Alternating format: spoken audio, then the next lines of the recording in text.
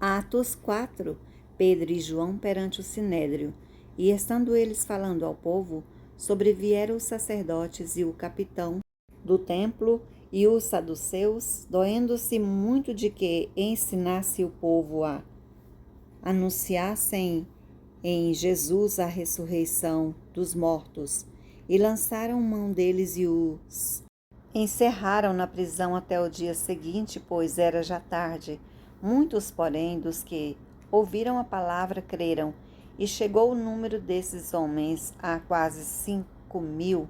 E aconteceu, no dia seguinte, reunirem-se em Jerusalém, e os principais, os anciãos e os escribas, e Anás, o sumo sacerdote, Caifás, e João e Alexandre, e todos quantos havia na linhagem do sumo sacerdote.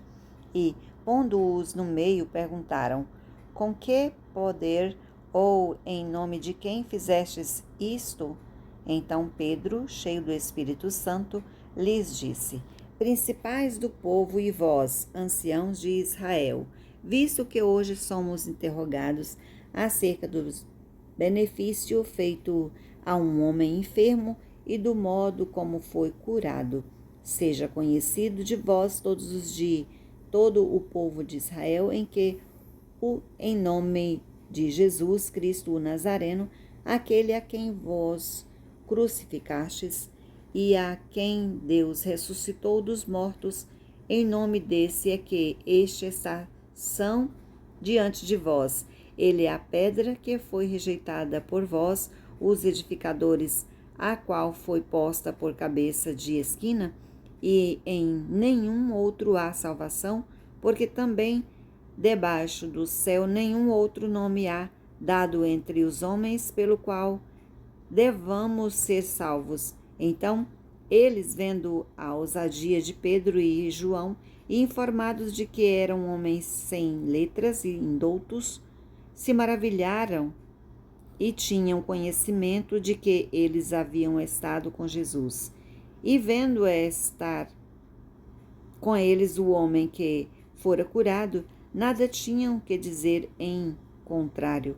Todavia, mandando-os sair fora do conselho, conferenciaram entre si, dizendo: que havemos de fazer a estes homens?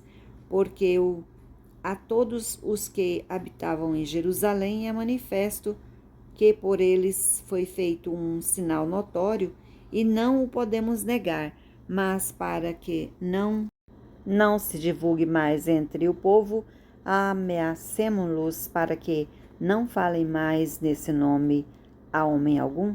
E, chamando-os, disseram-lhes que absolutamente não falassem nem ensinassem no nome de Jesus.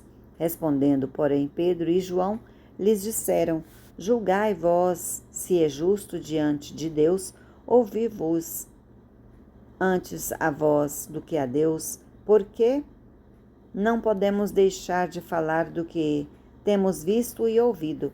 Mas eles ainda os ameaçaram mais e, não achando motivo para os castigar, deixaram-nos ir por causa do povo, porque todos glorificavam a Deus pelo que acontecera, pois tinha mais que de 40 anos o homem em quem se operara aquele milagre de saúde.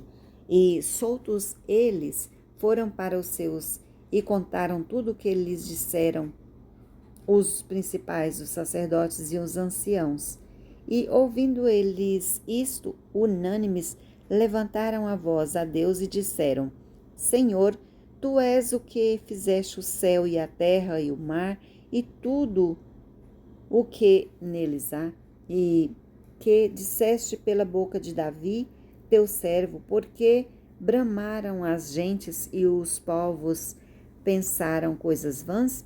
Levantaram-se os reis da terra e os príncipes se ajuntaram a uma contra o Senhor e contra o seu ungido, porque verdadeiramente contra o teu santo Filho Jesus, que tu ungiste, se ajuntaram não a Herodes, mas Pôncio Pilatos, com os gentios e os povos de Israel, para fazerem tudo o que a tua mão e o teu conselho tinha anteriormente determinado que se havia de fazer. Agora, pois, ó Senhor, olha para as suas ameaças e concede aos teus servos que falem com toda a ousadia a tua palavra, enquanto estendes a mão para curar e para que se façam sinais e prodígios pelo nome do teu santo Filho Jesus. E tendo eles orado, moveu-se o lugar em que estavam reunidos, e todos foram cheios do Espírito Santo e anunciavam com ousadia a palavra de Deus.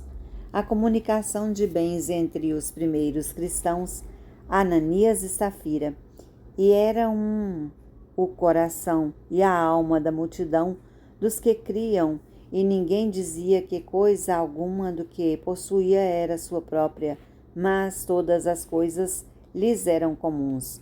E os apóstolos davam como grande poder testemunho da ressurreição do Senhor Jesus, e em todos eles havia abundante graça. Não havia, pois, entre eles necessitado algum, porque todos os que possuíam herdades ou casas, vendendo-as, traziam o preço do que fora vendido e o depositavam aos pés dos apóstolos, e repartia-se a cada um segundo a necessidade de que cada um tinha. Então José, cognominado pelos apóstolos Barnabé, que traduzido é filho da consolação, levita natural de Chipre, possuindo uma herdade, vendeu-a e trouxe o preço e o depositou aos pés dos apóstolos.